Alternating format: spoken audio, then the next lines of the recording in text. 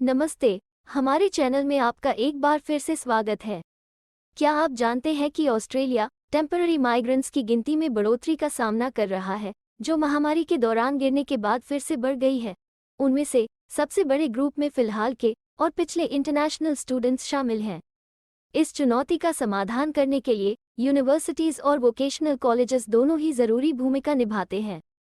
Australian federal सरकार ने हाल ही में चेतावनी दी है कि देश में परमानेंटली टेम्पररी माइग्रेंट्स की बढ़ती गिनती को संबोधित करने के लिए कड़े फैसले लेने की ज़रूरत है। ज़्यादा जानकारी के लिए हमारे साथ बने रहें और इस वीडियो को लाइक, शेयर और सब्सक्राइब करके हमारे चैनल को सपोर्ट ज़रूर करें। ये लोग परमानेंट रेजिडेंसी या सिटीजनशिप पाने के लिए किसी भी उपलब्ध पाथवे के बिना एक्सटेंडेड पीरियड के लिए देश में रहते हैं। कॉम्प्रहेंसिव रिव्यू पिछले top public servant Martin Parkinson के नेतृत्व में कई रिकमेंडेशंस सामने रखी। इन सुझावों में इंटरनेशनल स्टूडेंट्स को रोजगार हासिल करने और ऑस्ट्रेलिया में बचे रहने में सहायता करने के उद्देश्य से बदलाव शामिल थे, विशेष रूप से एक्सेप्शनल पोटेंशियल वाले। इसके अलावा ये रेकमेंड की गई कि फेडरल सरकार उन अंडरलाइन किए गए फैक्टर्स का पूरी तरह से असेसमेंट करनी चाहिए जो इस घटना को कम करने के लिए परमानेंटली टेम्पररी माइग्रेंट्स बनने वाले इंटरनेशनल स्टूडेंट्स की ऊंची गिनती में योगदान करते हैं। एक सस्टेनेबल माइग्रेशन सिस्टम और एक फलते फूलते एजुकेशन सेक्टर की स्थापना सुनिश्चित करने के लिए सरकार के लिए यह अनिवार्य है कि वह माइग्रेशन को सुविधाजनक बनाने में यूनिवर्सिटीज और वोकेशनल कॉलेजेस द्वारा निभाई गई भूमिका की बारीकी से जांच करनी चाहिए। टेम्पररी माइग्रेंट्स के पास वह वीजा होता है जो उन्हें एक एक्सटेंडेड पीरियड के लिए ऑस्ट्रेलिया में रहने की इजाजत देता है, लेकिन उनके पास परमानेंट माइग्रेंट्स या ऑस्ट्रेलियन सिटीजन्स की स्थिति नहीं होती है। हालिया माइग्रेशन रिव्यू से पता चला है कि परमानेंटली टेम्पररी वीजा होल्डर्स में बढ़ोतरी की वजह से ऑस्ट्रेलिया और माइग्रेंट्स दोनों के लिए हानिकारक प्रभाव पड़ा है। रिव्यू में अनिश्चितता की उपस्थिति और माइग्रेंट वर्कर के एक्सप्लॉयटेशन के संभावित जोखिम पर प्रकाश डाला गया है। इस ग्रुप के विकास में इंटरनेशनल स्टूडेंट्स का प्राथमिक योगदान रहा है। 2011 से टेम्पररी माइग्रेंट्स के रूप में सेवारत वर्तमान और पिछले इंटरनेशनल स्टूडेंट्स की संख्या लगभग 2,75,000 से बढ़कर 7,65,000 से ज्यादा हो गई है। महामारी के प्रकोप के कारण ऑस्ट्रेलिया में इंटरनेशनल स्टूडेंट्स की गिनती में गिरावट आई है। हालांकि दिसंबर 2021 में बॉर्डर्स को फिर से खोलने के बाद से इंटरनेशनल स्टूडेंट्स की आमद रिकॉर्ड लेवल्स पर पहुंच गई है।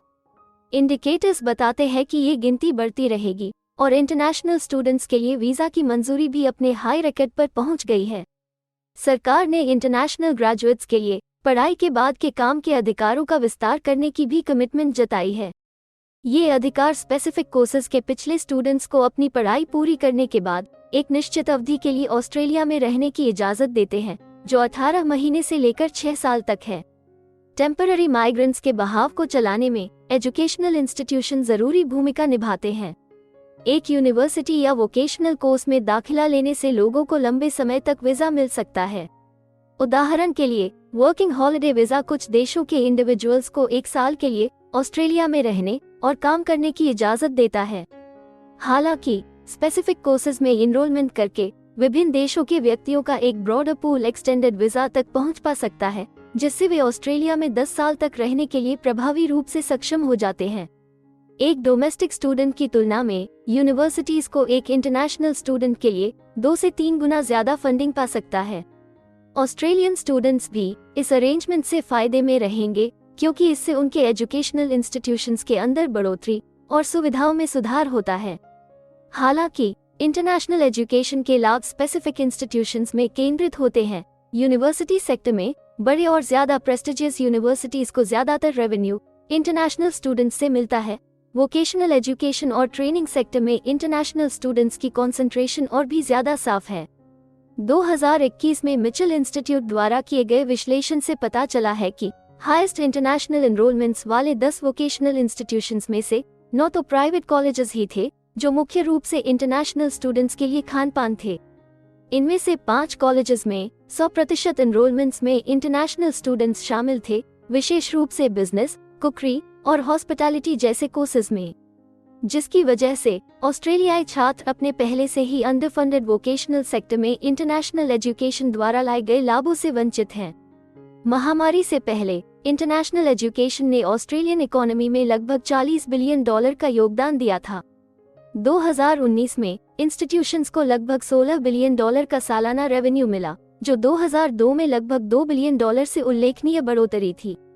माइग्रेशन रिव्यू ने इस बात पर प्रकाश डाला है कि कैसे टेम्पररी माइग्रेंट्स में बढ़ोतरी इस वृद्धि का परिणाम है। अगर वे माइग्रेंट्स के समग्र पूल पर ज्यादा कंट्रोल रखना चाहते हैं तो उन्हें यूनिवर्सिटीज और वोकेशनल कॉलेजेस की भूमिका की जांच करने की जरूरत है। इस मामले पर चर्चा शुरू करना आसान नहीं है, लेकिन वे माइग्रेशन प्रोसेस में एजुकेशनल इंस्टीट्यूशंस की भागीदारी की बारीकी से जांच करके शुरू कर सकते हैं। इसमें हाई पोटेंशियल वाले इंटरनेशनल स्टूडेंट्स की पहचान करने के लिए यूनिवर्सिटीज और वोकेशनल कॉलेजेस का ज्यादा प्रभावी ढंग से इस्तेमाल करना शामिल हो सकता है, जैसा कि माइग्रेशन रिव्यू द्वारा सुझाया गया है। इस बीच इंटरनेशनल स्टूडेंट्स उनके एजुकेशन सिस्टम की भलाई के लिए जरूरी बने हुए हैं और यह सुनिश्चित करने के लिए ज्यादा टारगेटेड पॉलिसीज को लागू करना जरूरी है कि इंटरनेशनल एजुकेशन के लाभ एजुकेशन सिस्टम के उन एरियाज की ओर डायरेक्ट हों जिन्हें इसकी सबसे ज्यादा जरूरत है। हमें उम्मीद है कि हिंदी भाषा में इमिग्रेशन से जुड़ी जरूरी और सही जानकारी पहुंचाने की हमारी कोशिश आपको पसंद आ रही होगी। कृपया कमेंट में अपने सजेशंस और फीडबैक्स जरूर दें और हमें सपोर्ट करने के लिए हमारे चैनल को लाइक, शेयर और सब्सक्राइब जरूर करें। और हाँ, बेल आइकॉन को दबाना मत भूलिएगा। अपना कीमती समय देने के लिए धन्यवाद। एक और वीडियो के साथ आपसे फिर मुलाकात होगी। अगर आपको किसी और मदद की जरूरत है या फिर आप अपने विदेश जाने के सपने के लिए किसी भी चीज में पूछताछ करना चाहते हैं, तो आप हमारी रजिस्टर्ड माइग्रेशन कंसल्टेंट्स की टीम के साथ एक एक्सपर्ट काउंसलिंग सेशन बुक कर सकते हैं।